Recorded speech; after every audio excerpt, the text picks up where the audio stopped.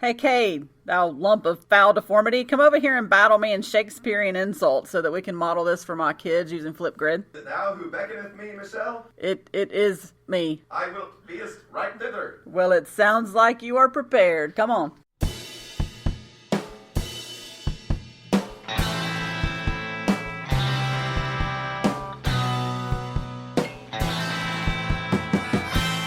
Welcome to Across the Hall, a podcast sharing ELA strategies from one door away, with your hosts, Cade Summers and Michelle Shelton. This is Episode 1, Flipgrid Fever. Hey y'all, I'm Michelle Shelton. And I'm Cade Summers. In today's episode, we will be talking all things Flipgrid. In our first segment, we have an interview with a representative from Flipgrid. Then Cade and I will be offering tips on how to use this amazing tool in the ELA classroom. And finally, we will discuss #the struggle, as Cade and I reveal our current challenges as we begin to think about the new school year. So with us today is Joey Taralson, Head of Engagement at Flipgrid. He's here to tell us all about Flipgrid, how you can become Flipgrid certified, and possibly even some insight into what new things are coming soon. How are you doing, Joey? I'm doing good. How are you all doing? We are doing great. Doing good. We are doing. Thanks for having me. Cade and I played around with Flipgrid a little bit at the end of the school year, and I had him help me out to model some videos for the students. So we're both kind of new to it. I have used it a little bit more than Cade has, just to give us a little bit of background, because we discovered it kind of a little late. So we just wanted to have you on today. We're so very excited. We know you've got a lot going on.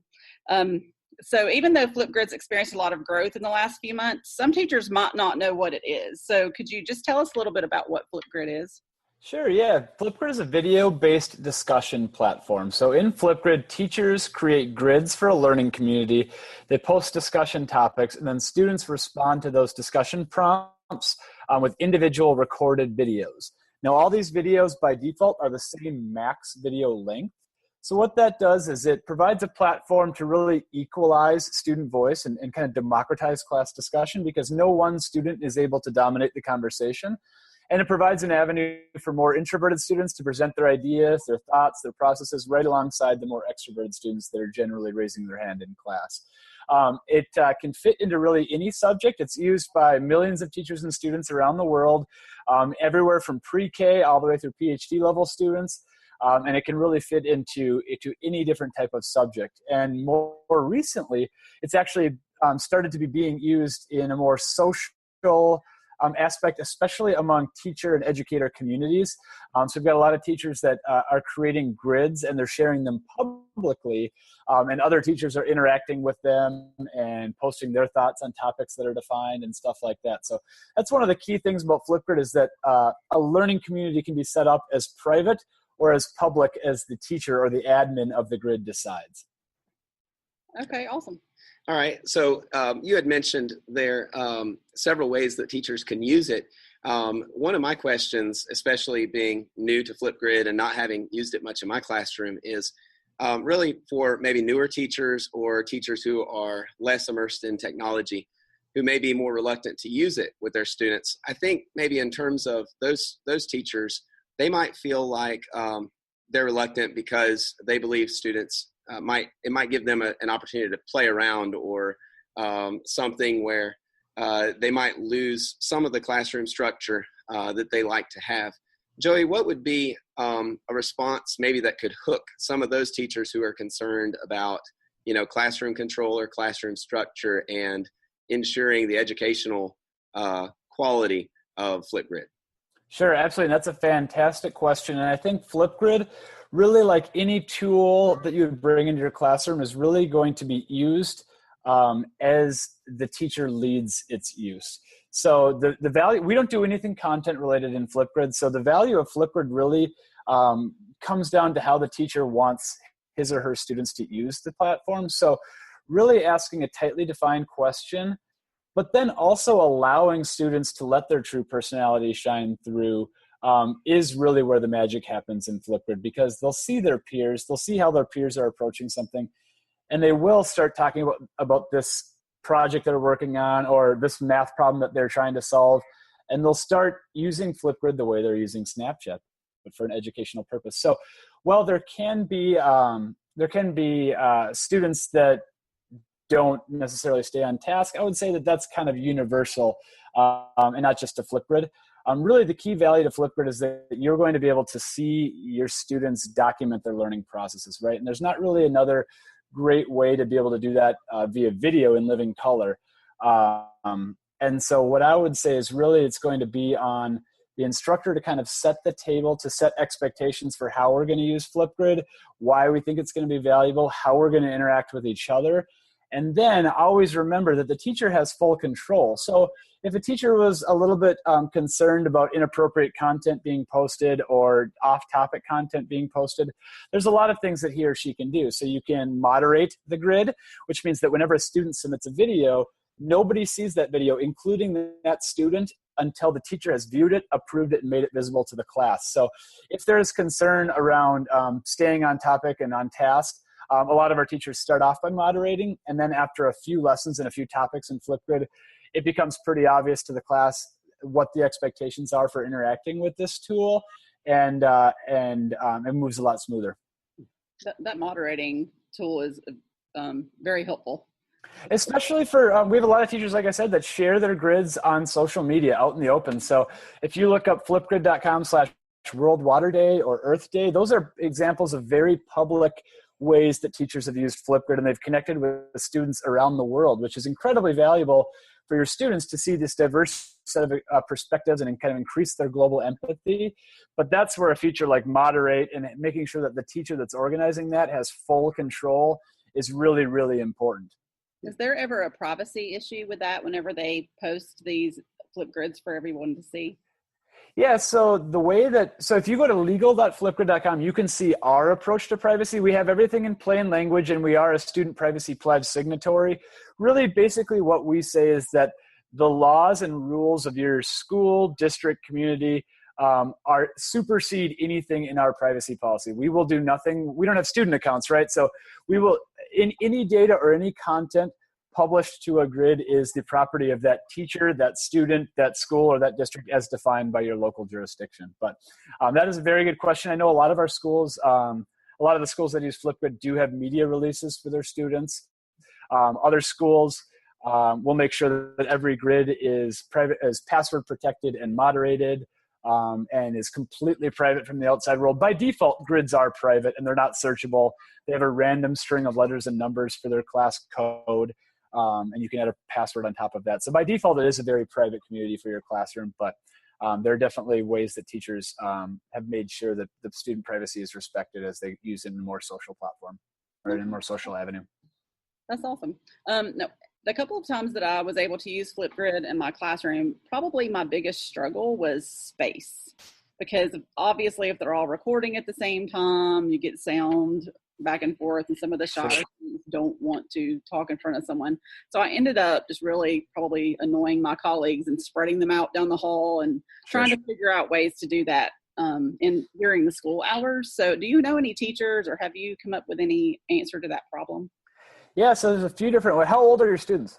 They're freshmen. They are 14, 15 years old. All right, so sounds good. So there's a couple different ways that I know a lot of our teachers have gotten around using Flipgrid in their classroom. So I know, depending on the age, a lot of Flipgrid instructors are assigning Flipgrids as homework or personal device or library time.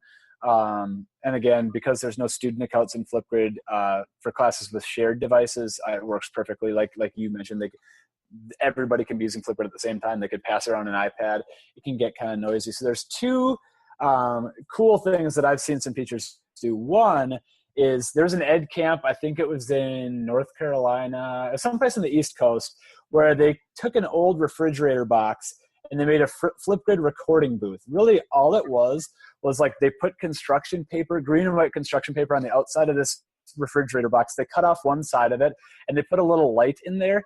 And you'd be amazed I think they were using iPads there. You'd be amazed at how much that cuts out the background noise and it really allows the message to be clearly recorded in the Flipgrid video. Another thing you can do is, actually I'm going to say two more ways. Another thing you can do is you can use pre-recorded video in Flipgrid. So there's a concept out there called app smashing right now, which is using multiple different technologies in a single lesson. So what a lot of our teachers will do, will have students maybe describe a project via voiceover in Adobe Spark.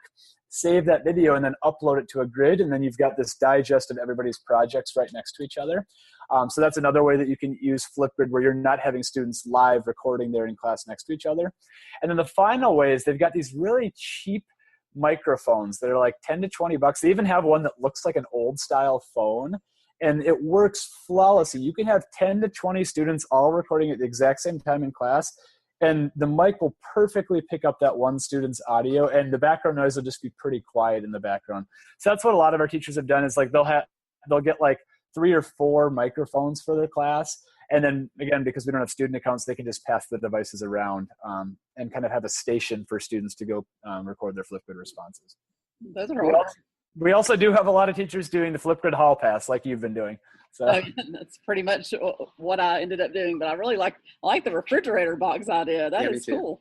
Yeah, if you search Flipgrid recording booths on Twitter, it was amazing. So that just got posted on Twitter. We had never heard of it. Like, all the stuff that happens in the Flipgrid community is not our idea. It's some teacher comes up with an idea, because you all are the most creative people. You come up with an idea, you come up with a hack to make it work for how you want to work, and then it gets shared and spread throughout the community. And so now there's hundreds of Flipgrid recording booths, and they're all just old refrigerator boxes. It's awesome. That is great. That is great. Yeah, you can also use like a smaller box that's just a tabletop with the recording, like the iPad or the computer in that. That really blocks the 360-degree sound as well and focuses on the person recording. Okay, those are great ideas. Thank you. One thing I was really impressed with, again, kind of still being a little bit newer to Flipgrid than Michelle, is that like in the month of June, you probably know this statistic. I noticed on Twitter something like 10,000 or more teachers were added or certified maybe in using Flipgrid. Joey, could you tell us a little bit more about being Flipgrid certified, what it takes to be, Flipgrid certified, and maybe talk about some of the benefits of being Flipgrid certified? Yeah, absolutely. So we actually just released the Flipgrid Certified Educator program about 2 weeks ago. Actually, I think the first day of ISTE, Monday, June 26th, was the first day we released it.